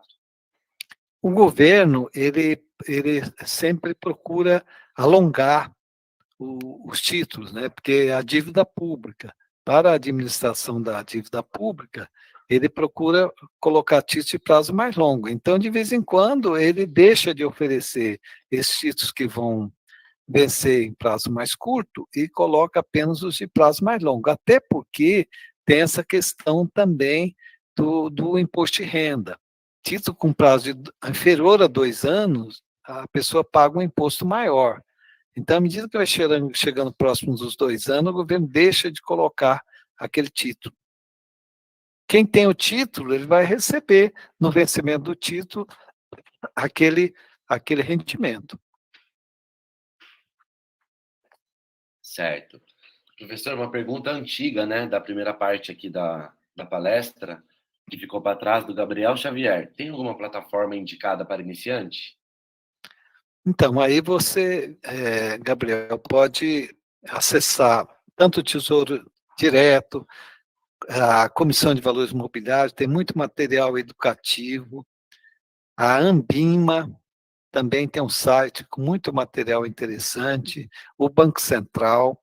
Então, são sites assim de instituições bem respeitáveis, né, para você se familiarizar. Tem que evitar esses sites assim que são muito assim que criam ilusões, né? Tem que evitar esses sites que prometem altas rentabilidades. Esse tipo de informação não é legal. Tem muita assim pirâmide no mercado, tem muitos golpes no mercado, então tomem cuidado com esses sites que oferecem muitas vantagens, né? Alta rentabilidade, não é legal. Tem que pegar e consultar sites de instituições respeitáveis, né? Para que você tenha um aprendizado correto. Perfeito. Professor, uma pergunta do Henrique. Uma pessoa isenta de imposto de renda e não declarante começa a investir em aplicações financeiras que incidem, né, no imposto. Ainda continua facultativa a declaração de imposto de renda junto à Receita Federal? A regra do imposto de renda é pelo patrimônio, então, na Receita Federal tem algumas situações que a pessoa tem que declarar. Por exemplo, se a pessoa tiver uma renda acima de determinado valor, se tiver um imóvel, se tiver um bem acima de determinado valor. Então, eu não me lembro de cabeça quais são os valores, mas o enquadramento, se tem que fazer declaração ou não, é pelo patrimônio que ele tem, não pela modalidade. Então, se ele tem determinado patrimônio, ele tem que declarar. Agora, o que é importante a pessoa saber que o fato dele investir no mercado financeiro, ele vai pagar o imposto de renda na fonte. Então, ele não vai precisar calcular o valor do imposto, não vai aumentar o imposto que ele tem que pagar ou receber lá na declaração. Simplesmente vai pagar na fonte, a corretora ou o banco já calculam para ele. Que aí ele tem que seguir a regra de valor. No site da Receita tem as situações que a pessoa é obrigada a declarar. Lá tem a descrição, né? De quais são as situações que a declaração de imposto de renda é necessária. Uhum. Tá jóia, então. Professor, agora uma pergunta do João Alberto, do YouTube. Se o resgate antecipado pode ser feito quando há um aumento de preço unitário, seria vantajoso, nesse caso, fazer o resgate antecipado? Então, me parece que eu já respondi, mas em todo caso eu vou falar de novo, é que vale a pena sim, se você vai realizar o lucro, né? Então, vamos supor, você investiu a uma taxa de 13% ao ano e a taxa caiu para 10%. Então, você tem um ganho mais do que proporcional. E aí, se você achar que a taxa não vai continuar caindo, você saca aquele dinheiro e investe num título que tenha menos risco. Por exemplo, um Tesouro Selic. Que aí você garantiu aquele ganho extra e está investido em algo que não vai oscilar tanto. Seria nessa linha. Certo. Tem mais 3 perguntas aqui, professor. Dá tempo? Tá? Temos aí 10 minutos. Tá. Uma pergunta do Mike Almeida. Professor, pensando em acumulação de recursos, qual seria o melhor investimento, previdência ou poupança? As finalidades são diferentes. A poupança é para aquela reserva de emergência, né? A previdência é para aposentadoria, então são finalidades diferentes. Mas, além da previdência, você tem essas modalidades que eu citei, do certificado de depósito bancário, tem a letra de crédito imobiliário, tem aí o Tesouro Direto. Então, além da previdência, você tem um cardápio aí para poder escolher, né? Certo. Uma pergunta agora da Isadora Luana. Para reserva, é melhor usar uma conta rentável, como em bancos digitais, ou a Selic? Para reserva? Se por acaso você tem uma conta num banco digital e ela está rendendo, é uma coisa interessante, né? Você tem que olhar se está garantido pelo fundo garantidor de créditos ou não. Só esse cuidado que tem que ter. Se tiver garantido pelo fundo garantidor, a pessoa está tendo uma conta que está rendendo todo dia e tal, acho interessante. Mas tem que ver o tipo de aplicação, se é uma aplicação que ela pode resgatar a qualquer momento, tem que se informar sobre a característica da conta, né? Posso resgatar a qualquer momento? Pode, com certeza, aí tudo bem. É reserva, está rendendo, é válido. Certo, professor, muito obrigado. Aí tem mais uma pergunta aqui, acho que até foi um pouco parecida com uma que eu fiz anteriormente, que é como encontrar uma corretora confiável. Da Então, Rosângela. a corretora tem uma relação de corretoras que são, que são aprovadas pela B3. Então, você pode verificar no site da B3, que é o site da Bolsa, né, qual a relação das corretoras. E também no site do Banco Central. Então, são instituições fiscalizadas pelo Banco Central e pela Comissão de Valores Mobiliários. Agora, tem uma coisa bem interessante, eu agradeço essa pergunta, que é o seguinte: quando você investe através de uma corretora, por exemplo, você vai investir para comprar ações. Vamos citar o exemplo de ações. É aberta uma conta na CBLC, que essa CBLC, ela é uma clearing, faz a custódia. Então, se a corretora quebrar, você tendo a conta na CBLC, simplesmente você não perde, o dinheiro vai ser transferido para outra corretora. Isso é uma coisa bem interessante, investir em corretora através dessa conta na CBLC. Essa conta da custódia é que dá garantia que, se a corretora quebrar, o investidor não vai perder o dinheiro dele. Então, isso é uma coisa interessante para saber, né? Agora, isso se for uma aplicação que está ou garantida pelo Fundo Garantidor de Créditos ou, no caso de ações, que é a CBLC. E até vou citar um caso que foi interessante. Por isso que o Tesouro Direto também tem a taxa de custódia de 0,20, que é para dar essa garantia para o investidor, que se a corretora quebrar, está custodiado, está separado dos recursos da corretora. Aconteceu um fato, uma vez, que foi uma corretora, me parece de Belo Horizonte, não tenho certeza. Ela fez a seguinte proposta para os investidores. Vocês estão pagando essa taxa de custódia de 0,20, eu vou isentar de vocês de pagarem. Eu, corretora, vou isentar. Eu quero que vocês assinem um documento que vai sair o dinheiro da CBLC e vai ficar na conta da corretora. Aí as pessoas desavisadas, vai ser vantagem, eu estou pagando 0,20, eu vou deixar de pagar o 0,20 e vou deixar o meu dinheiro na corretora, não na CBLC. Só que aí a corretora deu golpe, sumiu com o dinheiro das pessoas. Então, o fato de pagar o 0,20 era um custo, mas tinha uma vantagem. E as pessoas foram assim induzidas a um erro de achar que, assinando um documento e passando todos os recursos para a corretora, não ia pagar o 0,20, só ia ter vantagem. Teve uma vantagem, mas uma desvantagem muito maior, né, que perderam o dinheiro. Então tem que tomar esses cuidados, né, que às vezes tem custos que eles valem a pena você pagar, que é para ter uma garantia maior.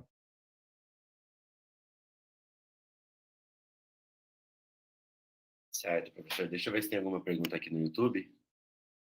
Por enquanto a gente está sem perguntas, tá? Tem um pessoal aqui que elogiou, parabenizou pela palestra. Sim. E, bom, se ninguém tiver aqui, ó. Por enquanto não tem mais perguntas. Tá bom. Então, olha, eu quero agradecer, eu estou vendo que está presente o professor Luiz Cláudio Yamaoka, que é professor da EBEM. Professor, muito obrigado pela sua presença aí. E, então, agradeço também todas as pessoas que assistiram.